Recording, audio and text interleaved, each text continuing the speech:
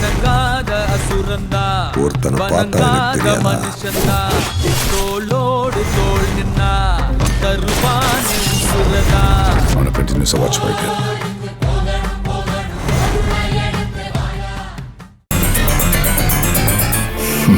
இன்னைக்கு என்ன பேசிட்டு இருக்காங்க, என்ன பிளான் போடுறாங்கன்னு இப்ப கேட்டு தெரிஞ்சுக்கிட்டு அதுக்கு தகுந்த மாதிரி தான் நம்ம பிளான் போடணும். இல்லைன்னா என்ன வெளியேற்றிட்டு தான் மற்ற வேலையை பாப்பா இந்த சுந்தரி.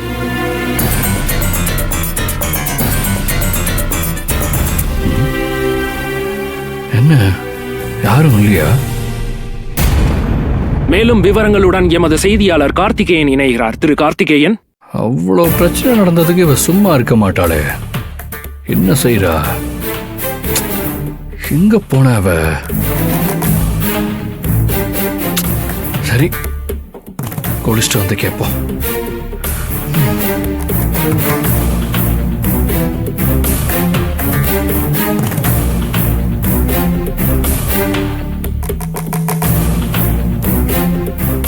உலகக்கோப்பை வெற்றிக்கு பிறகு ரோஹித் சர்மா தலைமையிலான இந்திய அணி களமிறங்கவிருக்கிறது.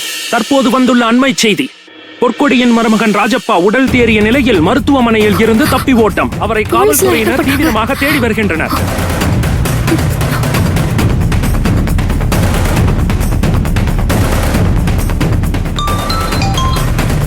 மேடம், இன்ஸ்பெக்டர் சார், அந்த ராஜப்பா. ஆமா மேடம், அவன் பாத்ரூம் வருதுன்னு சொல்லியிருக்கான்.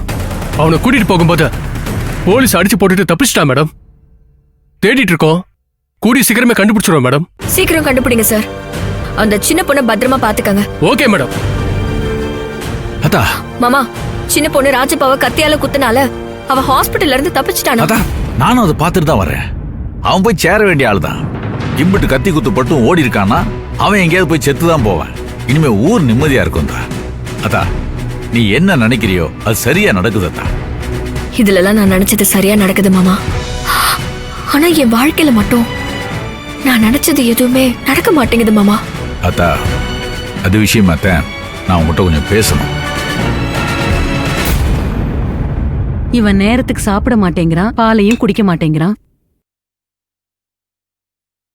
அதா வெற்றி தம்பி விஷயமா தான் உங்ககிட்ட பேசணும்.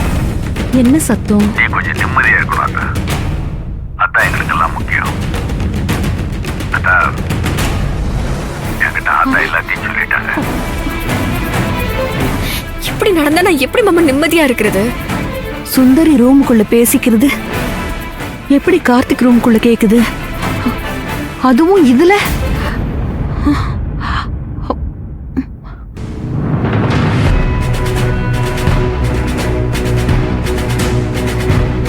அதா நான் என்ன சொல்றேன்னா,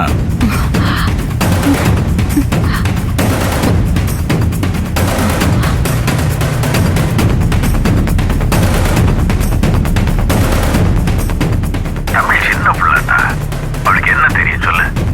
அதுக்கு இப்படி கேட்கலாமா மாமா?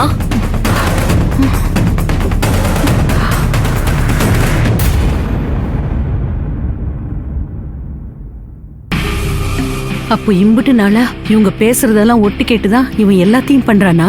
கார்த்திக் நல்லவன், திருந்திட்டான்னு நாம நினைச்சிட்டு இருக்கோம். ஆனா அவன் என்ன பண்றான்னு ஒண்ணும் புரியலையே. அப்ப சுந்தரி சொன்னது சரியா?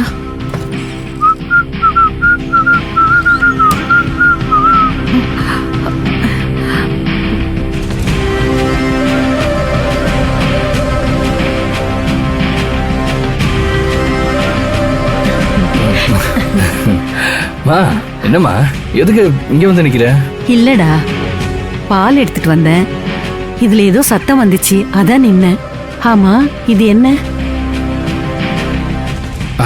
அது ஒண்ணும் இல்லம்மா, இது சும்மா பாட்டு கேட்கறது, வேற ஒண்ணும் இல்ல. சரி சரி, நீ பாலை குடி, நான் போறேன்.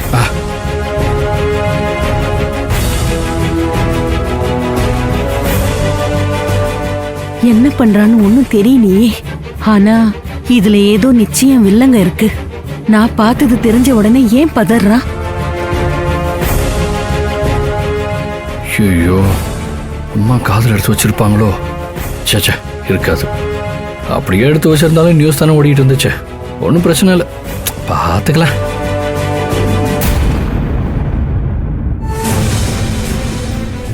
என்ன இது கார்த்திக் ஏன் சுந்தரி பேசுறதெல்லாம் ஒட்டு கேக்குறான்?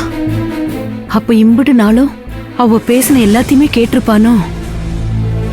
அவ பேசுறத கேக்குறதுனால இவனுக்கு என்ன லாபம்? எதுக்கு இப்படி எல்லாம் பண்றான்னே தெரியலையே.